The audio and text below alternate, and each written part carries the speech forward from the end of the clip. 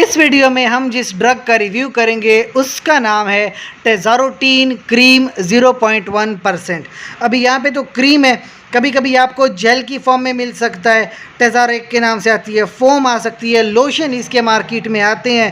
زیادہ تر جلد کی مسئلے مسائل کے لیے استعمال ہوتا ہے۔ ابھی ایک مسئلہ ہے جلد کا، ایکنی ولگیرس۔ ہوتا کیا ہے کہ جو آپ کا چہرہ ہے یا چیسٹ ہے یا کمر کے اوپر ایکنی بن جاتی ہے، یعنی اسکن کی جلد، جو آپ کی جلد ہوتی ہے وہ تھوڑی سرخ سی ہوتی ہے، اس پہ دانے وغیرہ آ جاتے ہیں جس کو ہم ایکنی کہتے ہیں۔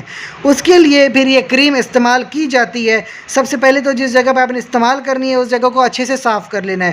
اس کے بعد آپ اس کے اوپر کریم اپلائی کرتے ہیں جو کہ 0.1% ہے۔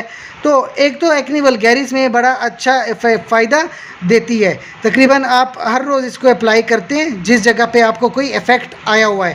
اس کے علاوہ ایک اور کنڈیشن ہوتی ہے سورائسس۔ سورائسس میں بھی کریم آپ کے پاس بہت زیادہ مفید ہے۔ جس جگہ پہ آپ کو سورائسس ہوا ہے صرف اسی جگہ پہ آپ اس کا استعمال کر سکتے ہیں۔ رنکلز وغیرہ یعنی چہرے میں جو جھریاں پڑ جاتی ہیں جلد کے کسی اور حصے میں، جو سلوٹیں یا جھریاں آ جاتی ہیں، ان کو ختم کرنے کے لیے بھی آپ کی بہت ہی مفید ڈرگ ہے، اور زیادہ تر رات کے وقت استعمال کرتے ہیں، صبح کے وقت دھو لیتے ہیں۔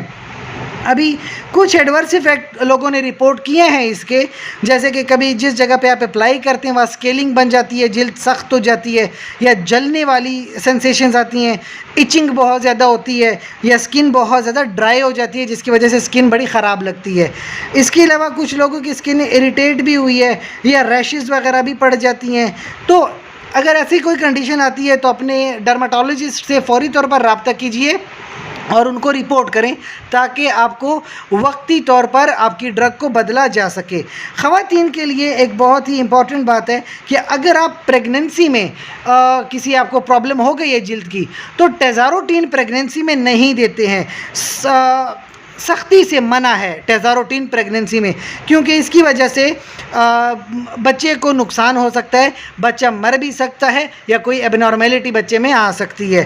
تو اگر ایک خاتون ہے، چائلڈ بیئرنگ پوٹینشیل ہے، یعنی یا تو اس کی شادی ہونے والی ہے، یا ابھی نئی شادی ہوئی ہے، یا وہ پریگننٹ ہو گئی ہیں، ایسی کنڈیشنز میں ٹیزاروٹین کا استعمال نہیں کریں گے، اور اپنے ڈرماٹولوجسٹ سے یا گائناکولوجسٹ سے لازمی مشورہ کریں گے۔